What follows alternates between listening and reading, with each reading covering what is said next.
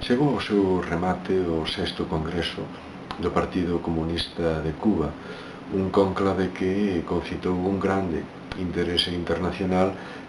polas expectativas de cambio que se anunciaban tanto no discurso político, económico e social, como tamén no que atinxe ao relevo dos seus principais dirixentes, non? Os dous temas máis importantes deste sexto congreso resúmense nesas dúas coordenadas.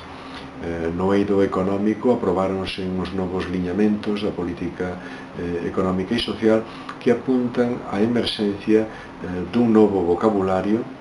que incorpora conceptos como o mercado, a iniciativa privada, a autoxestión, a reforma da agricultura, etc., conceptos que se ven en determinados momentos, algúns deles recentes,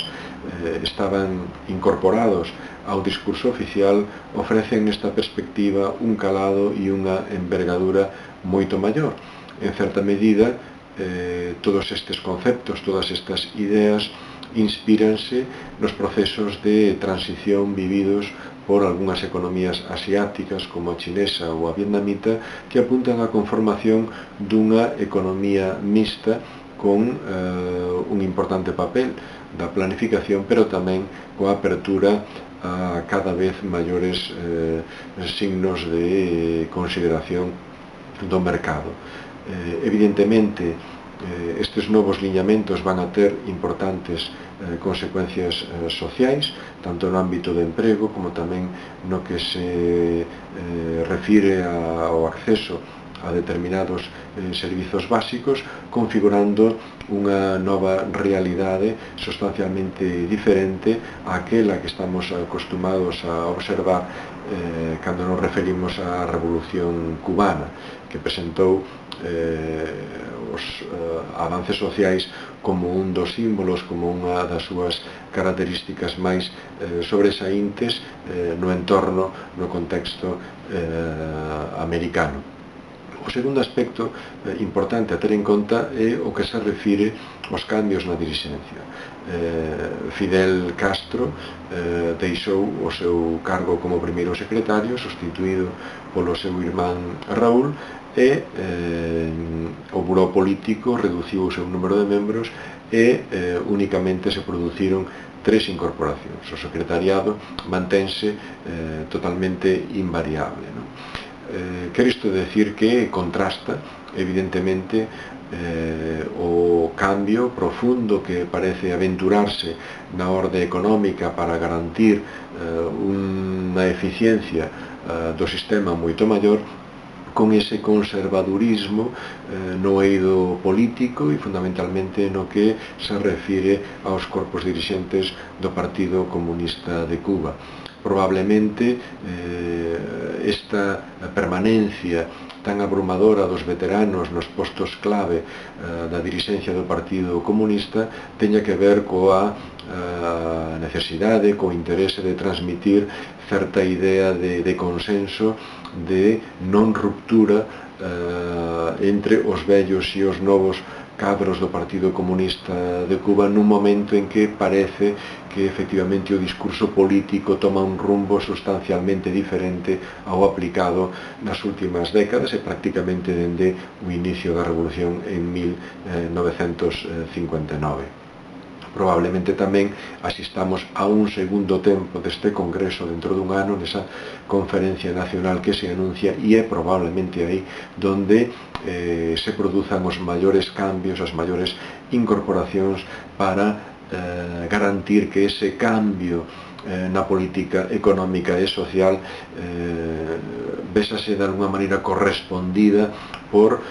unha savia nova nos corpos dirixentes que garanta tamén a idoneidade dese cambio de mentalidade que podería estar en cuestión se toda esta reforma profunda que se anuncia é aplicado por líderes que durante moitas décadas aplicaron moitos conceptos que están en contradición coas ideas que agora se tratan de levar a cabo. Para levar adiante este proceso en Cuba, Habana vai a contar probablemente co apoio de países importantes na rexión, como Brasil ou os países da ALBA, como tamén fora da rexión e fundamentalmente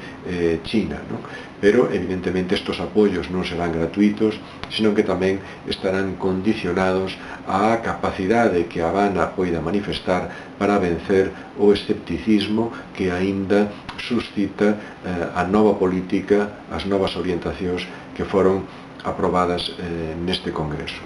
Como problemas inmediatos, cabe sinalar en primeiro lugar a capacidade que poida ter o Partido Comunista de Cuba para garantir con este novo discurso niveis de adhesión, de comprensión, de apoio social que son fundamentais para garantir que efectivamente esta nova política diseñada polo Partido Comunista poida chegar a bon porto, non? Por outra banda, cabe estar á expectativa para coñecer, para seguir, para acompañar, para observar todos eses cambios que se poidan producir nos niveis intermedios do Estado e do Partido Comunista, pois en boa medida, e sobre todo tendo en conta as resistencias que nos últimos meses se teñen evidenciado con respecto ás medidas parciais que Raúl Castro intentou implementar na economía cubana, cabe, como digo, ter en conta que movimentos se van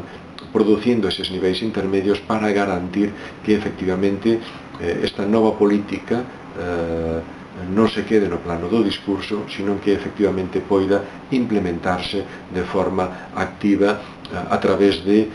políticas concretas, de actuacións concretas, de estruturas administrativas concretas que permitan ese cambio que a sociedade cubana espera deste Congreso e que poida acabar efectivamente con ese desacougo, con ese cansanzo que en boa medida se respira en boa parte da sociedade. Sen dúbida, esa nova política diseñada polo Partido Comunista de Cuba e esa situación de certo desacougo social representan ese escenario que de alguma maneira podería resumirse como a derradeira oportunidade que ten o Partido Comunista de Cuba para garantir a continuidade do proceso iniciado en 1959.